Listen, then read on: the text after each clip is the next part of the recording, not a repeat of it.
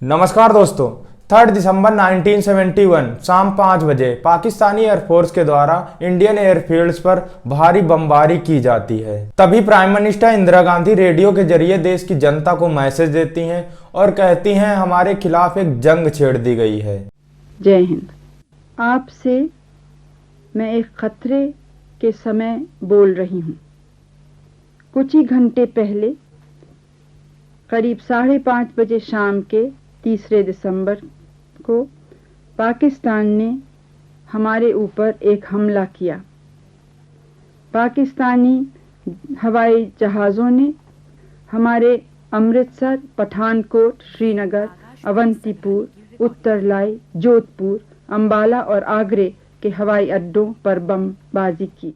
इस जंग के बाद नए देश का जन्म होता है जिसका नाम है बांग्लादेश। तो आइए दोस्तों, आज के वीडियो में 1971 इंडिया पाकिस्तान वार के पीछे की सच्चाई को समझते हैं। सन 1940 में all India Muslim league session को लाहौर रेजुलेशन में मनाया जाता है, जिसमें आवाज उठाई जाती है मुस्लिम के लिए एक सेपरेट स्टेट बनाया जाए, क्योंकि मुस्लिम लोगों को डर था अगर एक ही देश बना रहेगा तो मुस्लिम अल्पसंख्यक बन जाएंगे और डर के जिएंगे। 14 अगस्त 1947 को भारत को 2 टुकड़ों में बांट दिया जाता है, हिंदुस्तान, पाकिस्तान। जब पाकिस्तान का विभाजन हुआ तब पाकिस्तान को भी 2 भागों में विभाजित किया जाता है। एक पश्चिमी पाकिस्तान जिसे आज पाकिस्तान के नाम से जाना जाता है और दूसरा है पूर्वी पाकिस्तान जिसे आज हम लोग बांग्लादेश के नाम से जानते हैं। विभाजन के बाद बहुत से हिंदू लोग पाकिस्तान से भारत आए और बहुत से मुस्लिम लोग हिंदुस्तान से पाकिस्तान गए। कुछ इस तरह हुआ विभाजन और पाकिस्तान अस्तित्व में आया। पाकिस्तान के संस्थापक मोहम्मद अली जिन्ना को देश का गवर्नर जनरल बनाया गया और लियाकत अली को देश का प्रधानमंत्री बनाया गया। पश्चिमी पाकिस्तान पर पंजाबियों को वर्चस्व था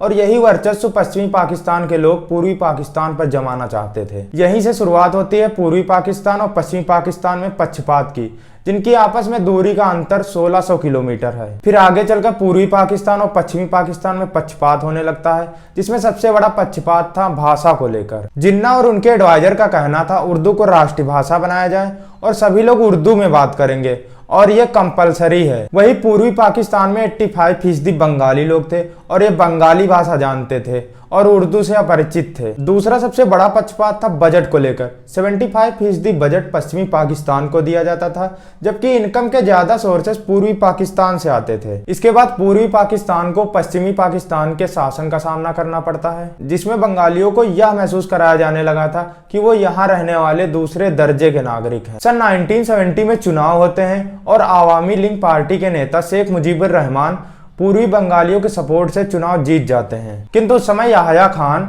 और जुल्फिकार अली भुट्टो सत्ता में थे और ये नहीं चाहते थे कि शेख मुजीबुर रहमान के हाथों में सत्ता जाए। इसी कारण शेख मुजीबुर रहमान को अगरतला षड्यंत्र मामले में देशद्रोह का आरोप लगाते हुए उन्हें जेल भिजवा दिया जाता है। उस दौरान पूर्वी पाकिस्तान के लोगों द्वारा काफी विरोध किया गया, किंतु पश्चिमी पाकिस्तान द्वारा किया जा रहा शासन उन पर हावी हो गया और पश्चिमी पाकिस्तान की सेना द्वारा पूर्वी पाकिस्तान यानी बांग्लादेश आकर लगभग 2 लाख महिलाओं का रेप किया जाता है और करीब 20 से 30 लाख लोगों को मौत के घाट उतार दिया जाता है। तभी बांग्लादेश के लोग बॉर्डर क्रॉस करके इंडिया की तरफ भागते हैं और करीब 80 से 90 लाख लोग बचने के लिए इंडिया में दाखिल हो जाते हैं। इन लोगों की मदद के लिए प्रधानमंत्री इंदिरा गांधी सेना प्रमुख शेख मानेकशॉ से कहती हैं जंग की तैयारी करो, हम पूर्वी पाकिस्तान पर हमला करेंगे, बच्चों, महिलाओं और लोगों की मदद करेंगे।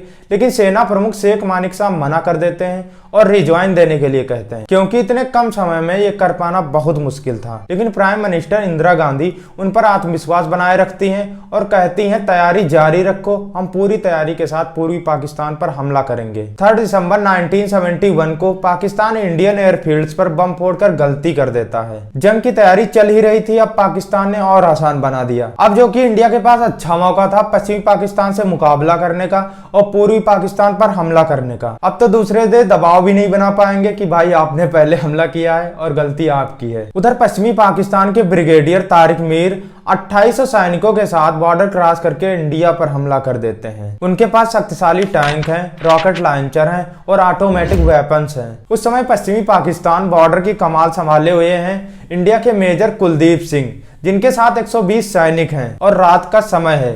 मेजर कुलदीप सिंह के पास दो ऑप्शन है, या तो फिर वो पीछे हट जाएं या फिर 2800 पाकिस्तानी सोल्जर्स का रात भर डटकर मुकाबला करें। सुबह एयरफोर्स आकर उनका काम तमाम कर देगी। मेजर कुलदीप सिंह दूसरा ऑप्शन चुनते हैं और रात भर डटे रहते हैं और पाकिस्तानी सेना को वहीं पर रोक कर रखते हैं। 4 दिसंबर 1971 को इंडियन एयरफोर्स के द्वारा पाकिस्तानी आतंकियों के ऊपर भारी बमबारी की जाती है और टैंकों को तहस नहस कर दिया जाता है। अब पाकिस्तान अपनी मदद के लिए अमेरिका से गुहार लगाता है और अमेरिका पाकिस्तान की मदद के लिए अपनी नेवी का सबसे खतरनाक जहाज 7वां बेड़ा भेज देता है और ब्रिटेन भी पाकिस्तान का साथ देता है और अपने ईगल बेड़ा को इंडिया के खिलाफ उतार देता है इंडिया की नेवी को तहस नहस करने के लिए। इंडियन नेवी इतनी मजबूत तो है नहीं कि अमेरिका के 7वें बेड़ा और ब्रिटेन के ईगल बेड़ा का सामना कर सके। 9 अगस्त 1971 को भारत और रूस के बीच एक संधि हुई थी, शांति और दोस्ती, जिस पर दोनों देशों ने साइन किया था और गले मिलकर कहा था मुसीबत के समय एक दूसरे के साथी बनेंगे। तभी प्राइम मिनिस्टर इंदिरा गांधी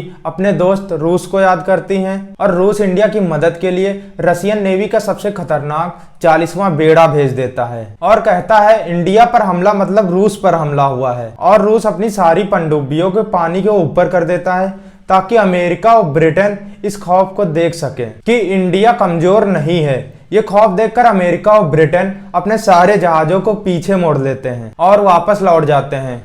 प्रधानमंत्री इंदिरा गांधी रूस को धन्यवाद देती हैं और इंडिया के सेना शेख मुजीबुर रहमान को जेल से आजाद कराती है और आजाद बांग्लादेश की सत्ता शेख मुजीबुर रहमान के हाथ में सौंप देती है। 1971 वार 3 दिसंबर को शुरू होता है और उसके 13 दिनों बाद 16 दिसंबर को समाप्त हो जाता है। इस युद्ध में पाकिस्तान के सेना प्रमुख जनरल नियाजी ने अपने 93,000 सैनिकों के साथ भारतीय सेना के सामने घुटने टेक दिए थे, मतलब आत्मसमर्पण कर दिया था। यह दुनिया का सबसे बड़ा आत्मसमर्पण था।